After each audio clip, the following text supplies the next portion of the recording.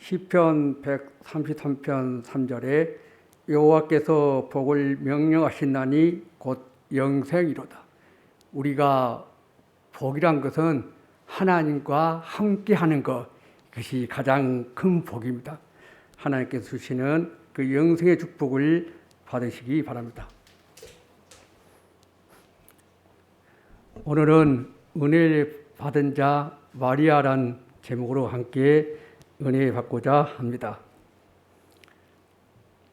누가복음 1장 30절 천사가 일러 가로되 마리아여 무서워 말라 내가 하나님께 은혜를 얻으느니라.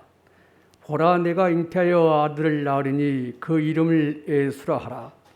저가 큰 자가 되고 지극히 높으신 이의 아들이라 일컬음을 것이요 주 하나님께서 그 조상 다윗의 일을 저에게 주시리니 영원히 야곱의 집에 왕노로 하실 것이며 그 나라가 무궁하리라.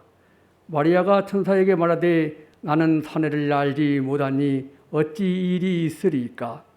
천사가 대답하여 가로되 성령이 내게 임하시고 지극히 높으신 이의 능력이 너를 덮으시리니 이름으로 나실 바 거룩한 자는 하나님의 아들이라 일컬이라. 성경은 무엇을 기록하고 있습니까? 예수님이 말씀하셨습니다. 모세의 율법과 선지자의 글과 시편의 날을 가리켜 기록한 모든 것이 이루어져야 하리라. 모든 성경은 예수님의 이야기입니다.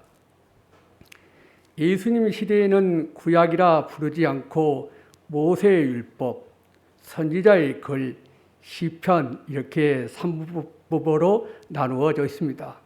모세의 율법, 여러분이 잘 아는 바와 같이 토라, 모세 오경, 선지자의 글, 예언서, 성문서로 구약이 구성되어 있습니다. 미가서 5장 2절에 베들레헴 에브라다야 너는 유다 족속 중에 작을지라도 이스라엘 다스릴 자가 내게로 나올 것이라. 그의 근본은 상고의 태초니라. 이스라엘 사람들에게는 어떤 사람이 메시아인지 아닌지를 판단할 수 있는 기준들이 이미 머릿속에 정리되어 있습니다. 구약 성경을 잘 알고 있는 사람들입니다. 여러 가지 조건들 가운데 메시아는 베들레헴 출신이어야 한다는 개념이 있습니다. 그 이유는 메시아가 다윗의 후손이어야 하며 다윗의 동네에서 태어나야 하기 때문입니다. 메시아로 인식될 수 있는 첫 번째 조건은 다름 아닌 베들레헴 출신이어야 합니다. 이것이 성경 말씀에 예언되어 있습니다. 스가랴 9장 9절에 시온에 따라 크게 기뻐할지어다 예루살렘 따라 즐거이 부를지어다. 보라 내 왕이 내게 임하나니 그는 공의로우며 구원을 베풀며 겸손하여서 나귀를 타나니 나귀의 작은 것 곧 나귀 새끼니라.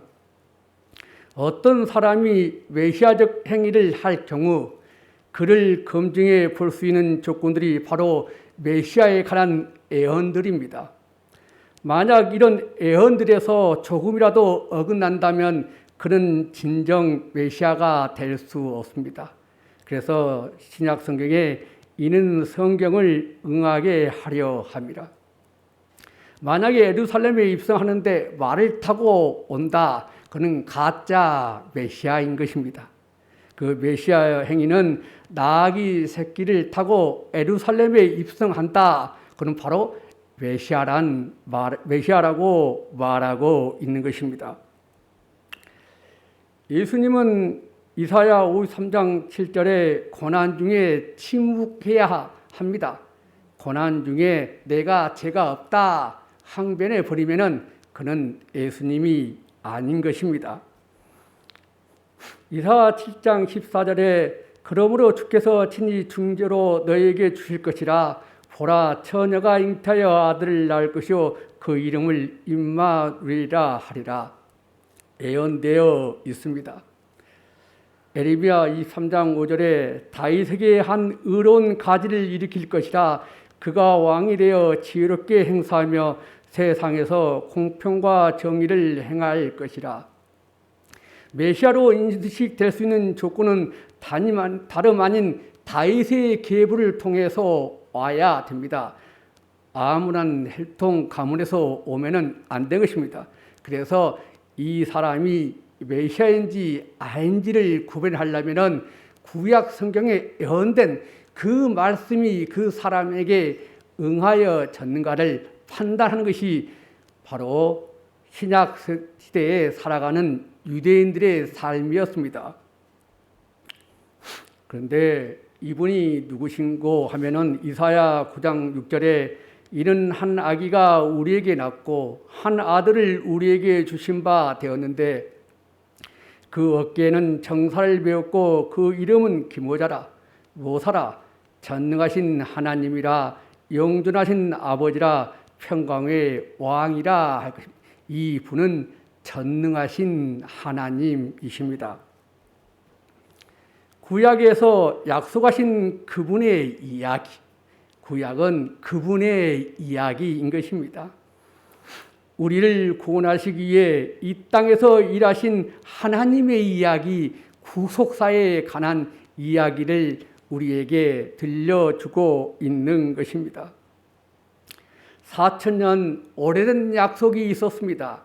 창세기 3장 15절에 내가 너로 여자와 온수가 되게 하고 너의 후손도 여자의 후손과 온수가 되게 하리니 여자의 후손은 내 머리를 상하게 할 것이요 너는 그의 발꿈치를 상하게 할 것이라.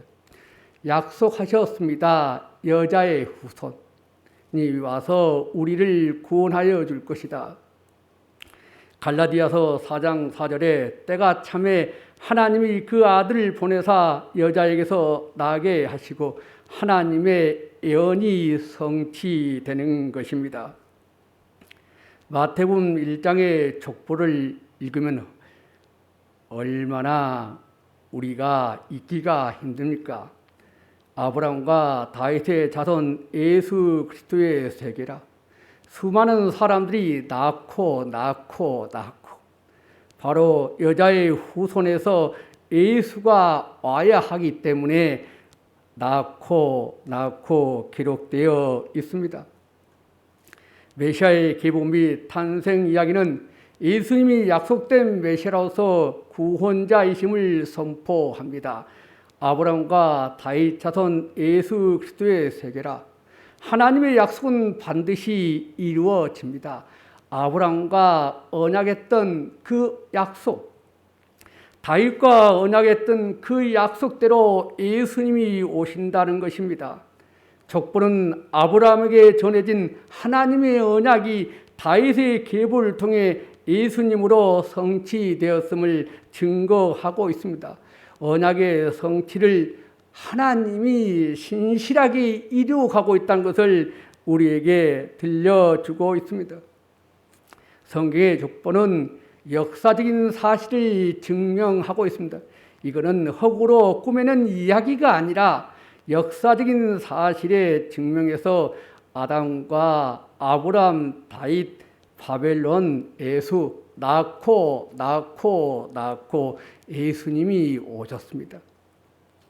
인간의 불순종에도 불구하고 예언을 성취하고 이 땅에 오신 예수님, 바로 4,000년 전에 약속했던 여자의 후손에게 바로 예수님이 이 땅에 오시는 이야기, 바로 그 이야기인 것입니다.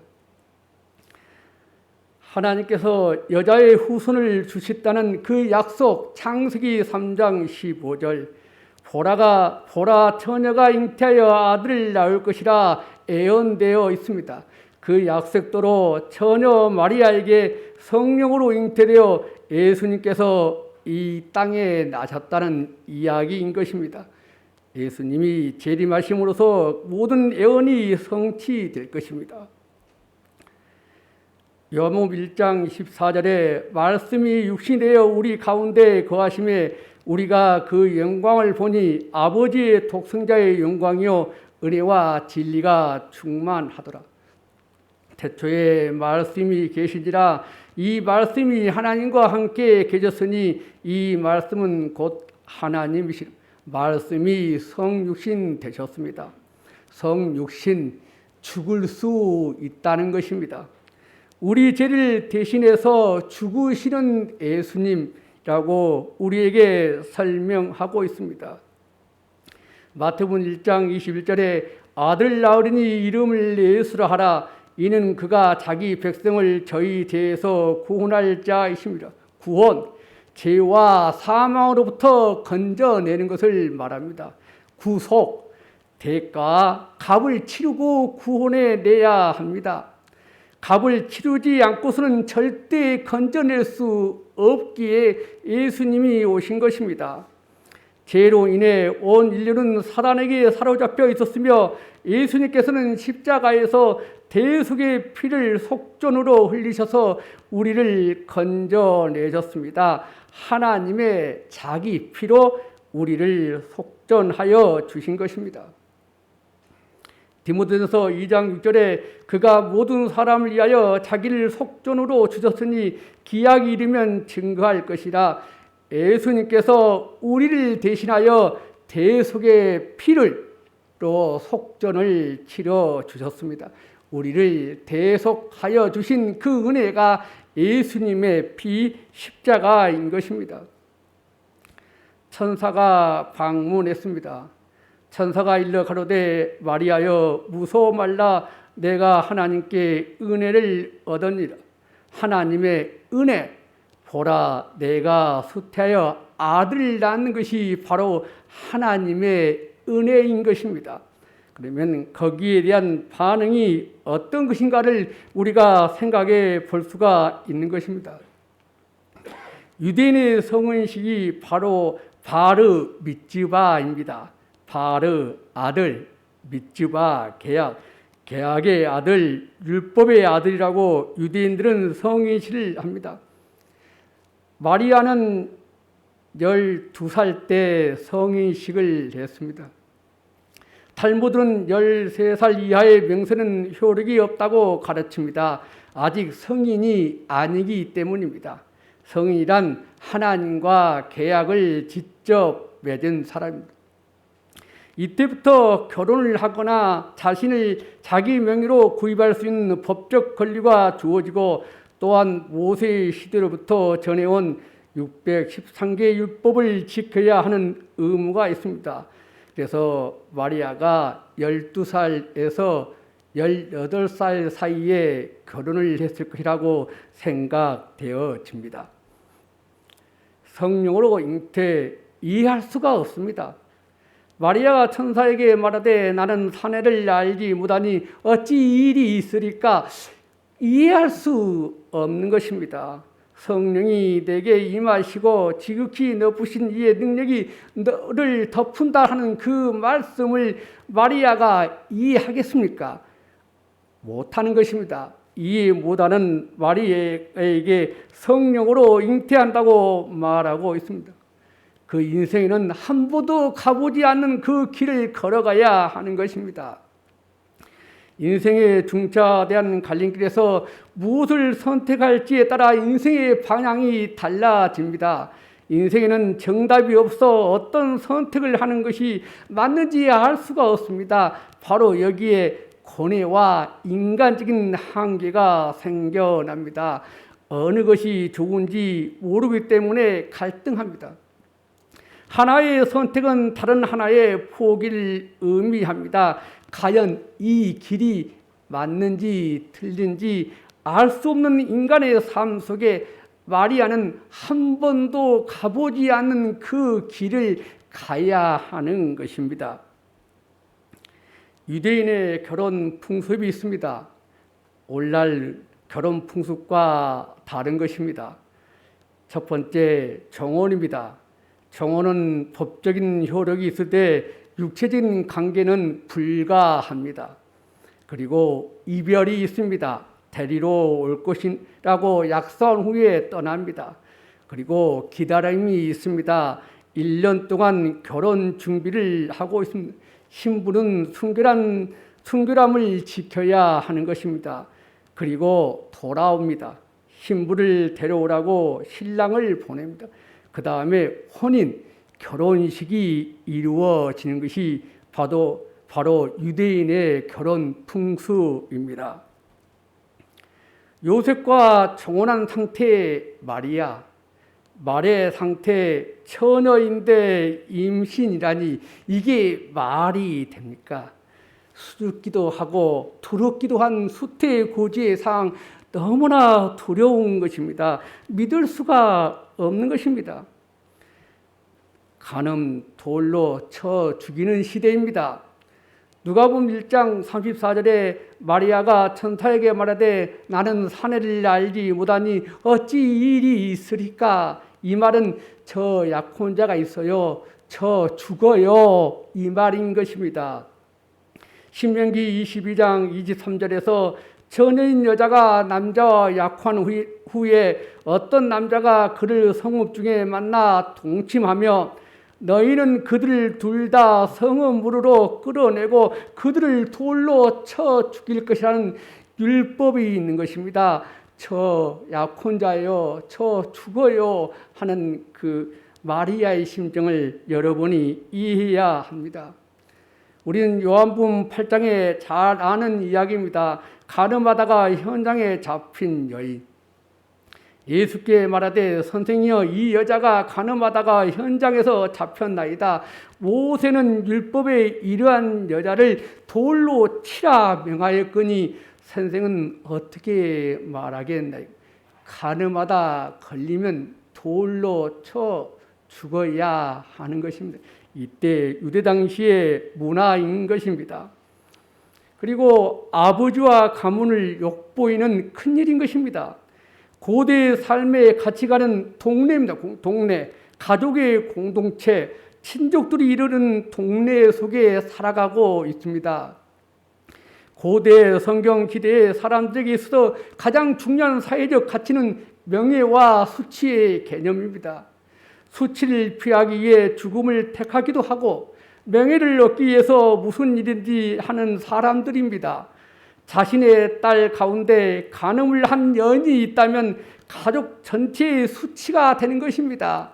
그래서 그 수치를 제거하기 위해서 자기 딸을 죽이는 시대인 것입니다. 가문의 수치, 얼마나 감당하기 어려운 상황입니까? 마리아가 천사에게 말하되 나는 사내를 알지 못하니 어찌 일이 있을까? 나 죽어요. 우리는 그저 이렇게 쉽게 한 구절을 읽고 있지만은 당사자인 마리아는 약혼자인 요셉이 어떻게 생각할지, 또 정혼한 여자가 아이를 잉태할 때 어떻게 죽게 되는지 여러 가지 복잡한 생각들이 머리를 스쳐 지나갑니다. 절대 쉽지 않는 결정인 것입니다. 우리는 마리아의 상황에 대해서 알아야 되는 것입니다. 쉽게 결정할 수 없는 이 일들을 마리아는 해야만 되는 것입니다. 쉽게 애쓰라고 대답하기 어려웠을 것입니다. 두렵고 떨리고 수줍지만 애쓰라고 대답한 마리아. 애쓰라고 대답은 했지만 믿기 힘들었던 그 마리아에게 믿음을 주기 위해서 마리아가 믿을 수 있게 천사가 이야기합니다. 누가복음 1장 36절 보라 내 친족 엘리사벳도 늙어서 아들을 배었느니라. 마리아가 믿을 수 있게 친족 엘리사벳의 이야기를 전한 천사는 그 연세 많으신 그 할머니가 임신을 했다고요? 엘리사벳을 만나러 떠난 마리아. 믿음을 주기 위한 천사의 이야기인 것입니다. 순종은 무시무시한 고통의 삶입니다. 오직 믿음으로 갈 수밖에 없는 삶인 것입니다. 마리아의 믿음과 순종의 삶이 열매로 주님이 이 땅에 오신 것입니다.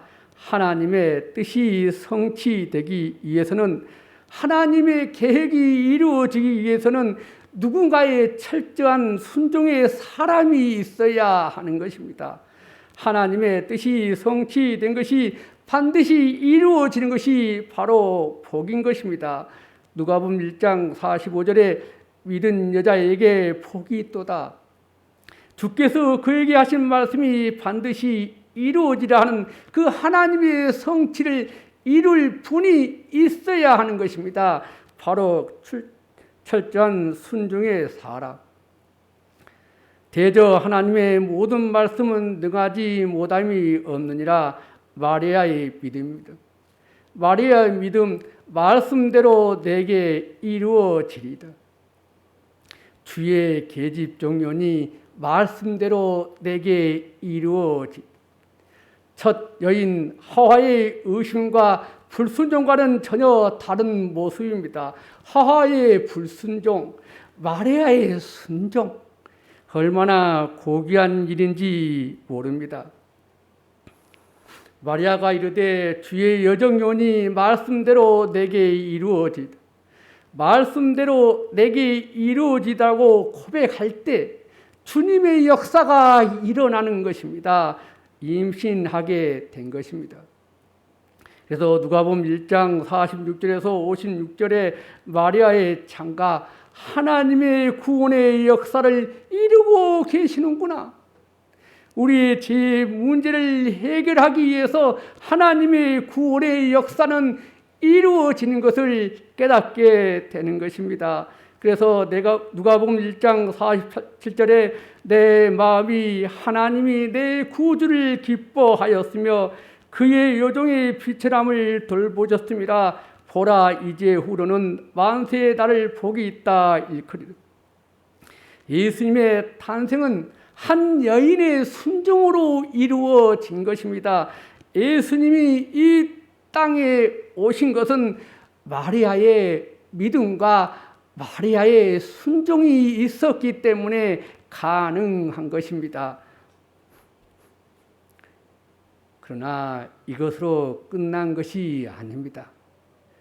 마태복음 1장 19절에 남편이 있었습니다.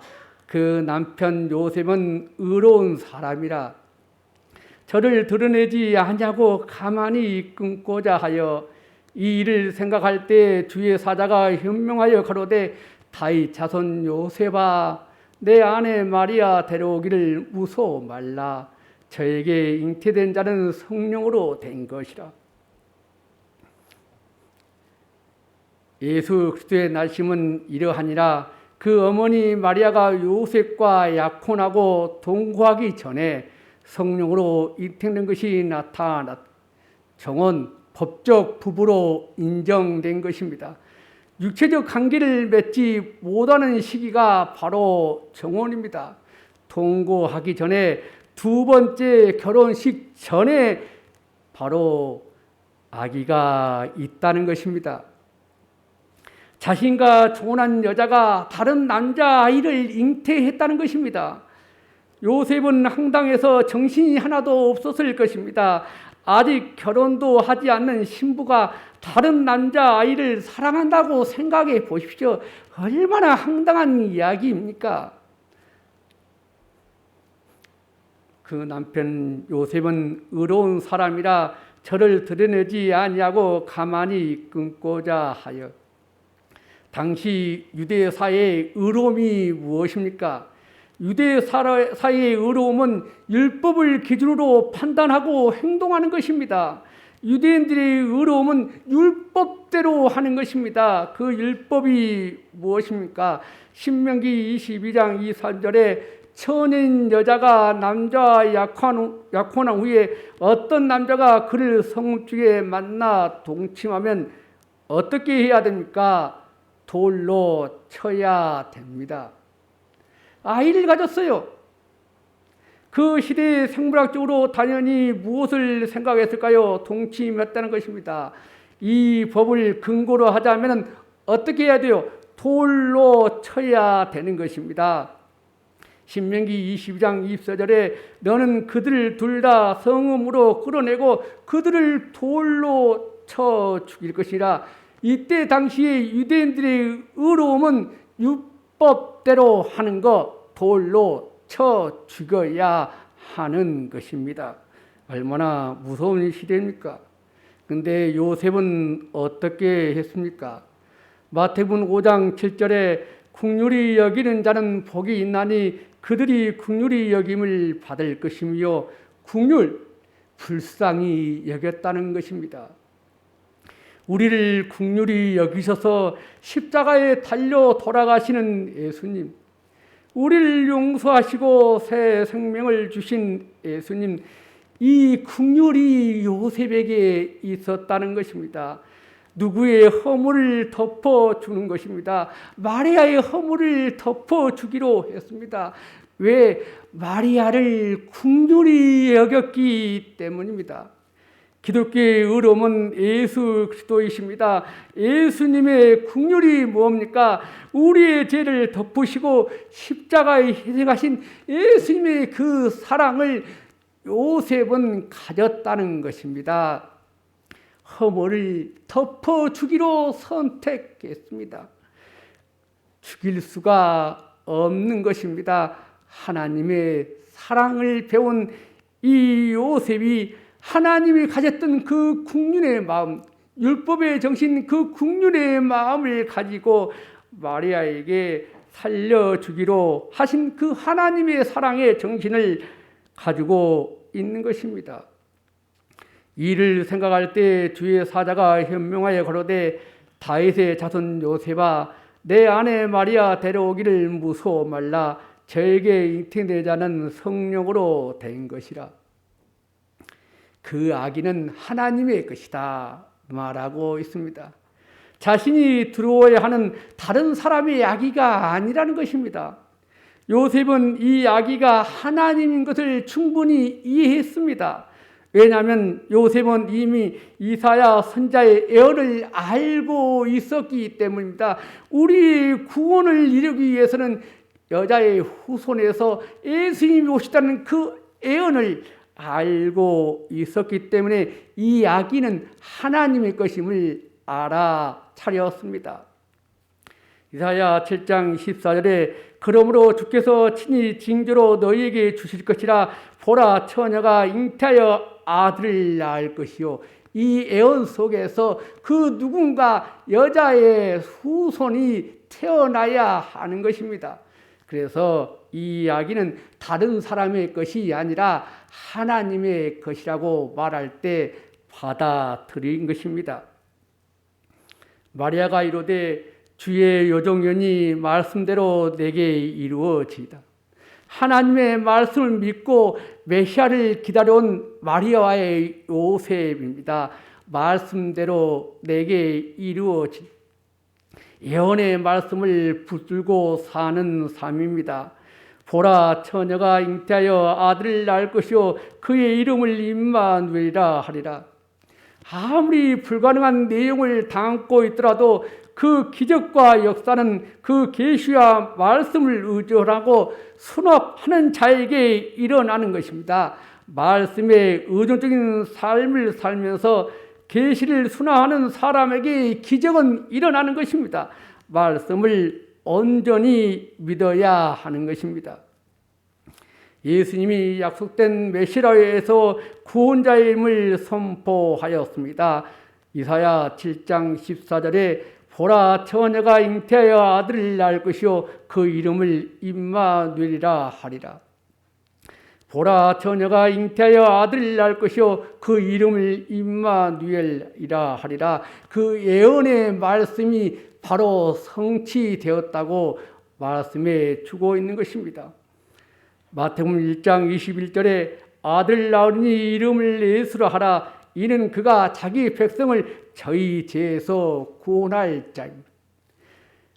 우리를 죄에서 구원하기 위해서 예수님이 이 땅에 오셔야 한 것입니다. 이 예언이 바로 예수님이 약속하셨습니다. 그 약속하신 대로 이 땅에 예수님이 오셨다고 말합니다. 마리아의 믿음이 철저하게 말씀에 뿌리를 내리고 그 예언의 말씀을 확신한 가운데 순종하는 말씀의 신앙이란 점을 주목해야 합니다. 전능하신 나의 주 하나님은 능치 못할 일이 전혀 없는 것입니다. 불가능한 일을 행하시고 죽은 자를 일으키시는 그를 이길 자 아무도 없는 것입니다. 우리 이 세상의 역사에 예수님이 오신다는 그 사실을 어떻게 합니까? 우리는 말씀을 읽어야 합니다. 말씀을 읽어야 그 예언의 말씀이 어떤 것인가를 깨달아야 그 말씀이 내게 이루어지라고 응답할 수 있는 것이 바로 그 믿음인 것입니다. 말씀을 더 가까이 하고 말씀을 잘 배워야 합니다. 그리고 그 말씀에 기꺼운 마음으로 순종해야 하는 것입니다. 그럴 때 하나님은 우리 시대에 저와 여러분들을 들어서실 것입니다. 천사가 여러분에게 말해야 했던 그 예언된 말씀을 했을 때 여러분은 순종할 수 있었겠습니까? 구약 시대에 예언의 말씀을 가지고 있는 자, 그 예언의 말씀을 성취하기 위하여 자기 몸을 내어드릴 수 있는 그 믿음, 그 순종이 바로 어디에서 왔습니까? 바로 구약 성경에 예언된 그 말씀인 것입니다. 우리는 말씀을 붙들고 살아야 합니다. 우리는 우리 주변에 성경 말씀이 있습니다. 그 성경 말씀 속에서 예수님의 예언이 어떻게 성취되고 이루어지는가를 우리가 읽을 때 하나님의 말씀이 내게 다가올 때 그 말씀에 순종할 수 있는 우리가 되는 것입니다. 우리 무등교회 성도들은 항상 말씀을 가까이 하고 그 말씀 속에서 하나님의 은혜를 깨달으며 하나님께 더욱더 가까이 나가는 무등교회 성도가 되시기를 바랍니다. 하늘에 계신 우리 아버지, 하나님의 크신 사랑을 인하여 이 땅에 오신 예수님의 놀라운 사랑에 감사를 드립니다. 하나님의 말씀이 우리에게 이루어지게 도와주시옵소서. 하나님 말씀 속에서 예언을 깨달을 수 있도록 성령 하나님 역사하여 주시옵고 말씀에 순종하는 삶을 살도록 도와주시옵소서. 오직 말씀을 붙들고 삶으로써 하나님 주신 그 소망을 간직하며 살아갈 수 있도록 믿음을 더하여 주시옵소서. 주의 말씀이 우리에게도 이루어지게 도와주시옵기를 우리 주 예수님 이름으로 기도하옵나이다.